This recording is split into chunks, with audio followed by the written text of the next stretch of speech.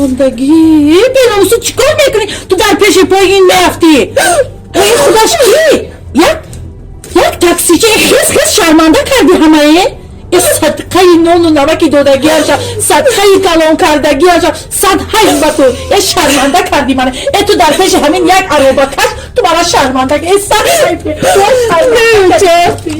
گفتی ماست برابر از اینجا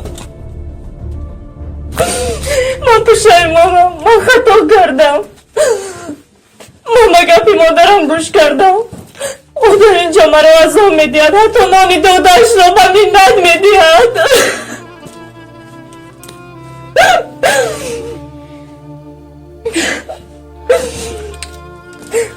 مدام که تو خطا رو فهمیده باشی با گناه خودت اقرار باشی انتخاب کن از این پس